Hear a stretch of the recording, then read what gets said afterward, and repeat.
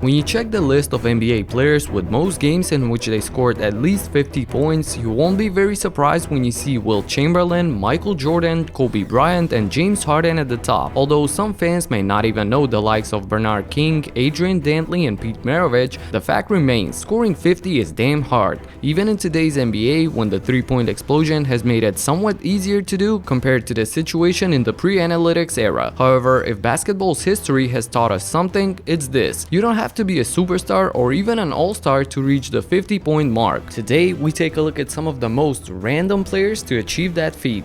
What up everybody, my name is Stefan and this is Heat Check. Let's get into it. Mo Williams. Though he's probably best remembered as LeBron James' sidekick in the 2 seasons prior to the decision, Williams was a fine scorer in his own right. However, if somebody told you they had expected the performance put on by him for the Minnesota Timberwolves in 2015, they'd be lying. The guard torched the Indiana Pacers for a career-high 52 points. Williams had been averaging 11 points per game entering that day. The guard even added 7 assists for good measure. This game is often credited as the reason why the Cleveland Cavaliers brought him back for a second stint in 2015, which saw him become an NBA champion. Mahmoud Abdul-Rauf. The older fans probably remember him as the guy who refused to stand for the national anthem. Nevertheless, Abdul-Rauf was an electric talent whose career shouldn't be defined by the American flag controversy. Just as John Stockton, one of the best defenders at the point guard position in the 1990s. On December 7, 1995, against the Utah Jazz in Salt Lake City, the Denver Nuggets guard went off for 51 points, 17 of 27 from the field, and 9 of 14 from deep. Not even Jerry Sloan's defensive system was able to contain him that night. Andre Miller. If somebody says to you that a player from the Portland Trailblazers scored at least 50 in the 2010 season, you'll probably bet everything you have that it was LaMarcus Aldridge. And you'll be wrong. It was the professor, as they called him, that exploded for 52 against the Dallas Mavericks. What's even more eye-catching is that he shot just one three-pointer, ending with 22 of 31 from the field. Miller, never one to show much emotion,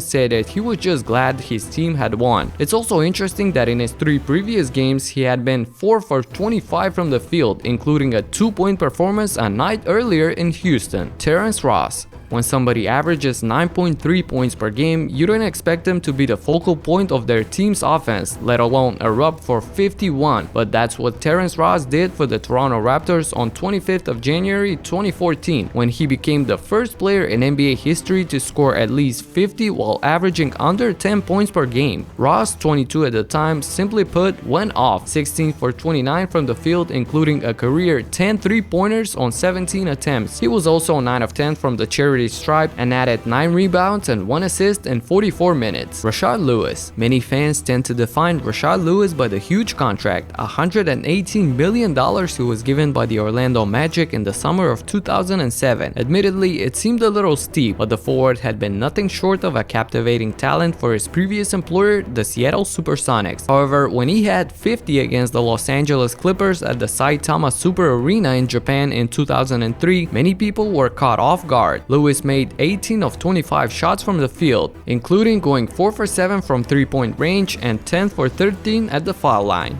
Corey Brewer. When most fans think of Corey Brewer, they most likely think of his time with the Florida Gators in college, his performance for the Houston Rockets against the Clippers in 2015 playoffs, or the fact that he was a minor part of the 2011 Dallas Mavericks run to the championship. However, for one night in 2014, he was the talk of the league. On April 11th, Brewer exploded, scoring 51 points for the Minnesota Timberwolves against the Rockets and did so efficiently from the field, 19 of 30. He made just 2 3-pointers on 6 attempts. Also, an underrated stat is that he had 6 steals in the game as well. Brandon Jennings, the first American to play professionally in Europe directly out of high school. Brandon Jennings had talent, there's no doubt about that. But November 14, 2009 was a shock, a positive one that is, even to his biggest fans. Against the Golden State Warriors, which included fellow rookie Stephen Curry, the point guard had himself a game. He finished with 55 points, 5 rebounds, and 5 assists. The performance was the most points scored by a rookie since Earl Monroe's 56 in 1968. Caris LeVert.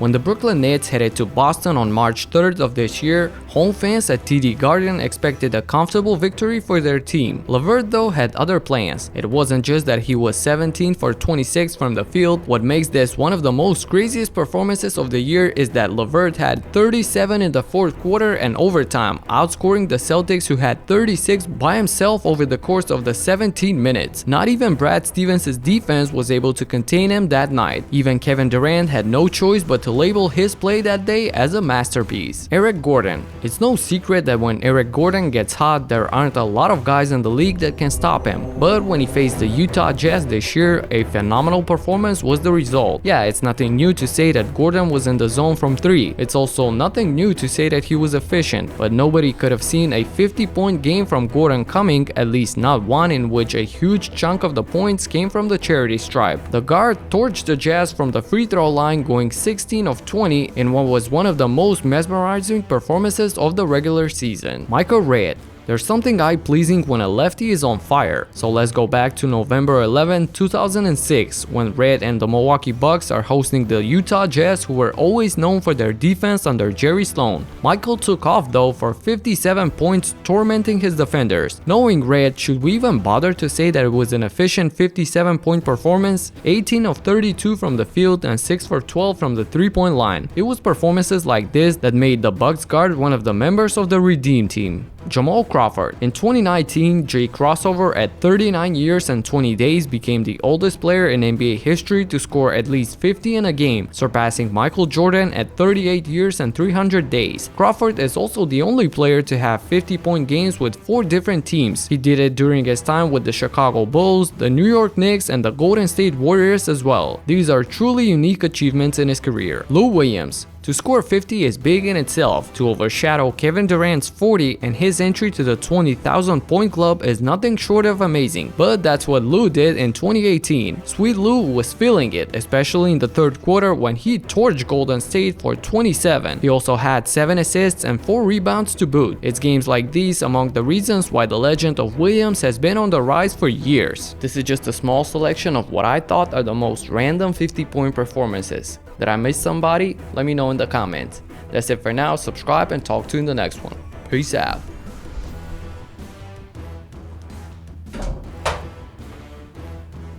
50, baby. Boom.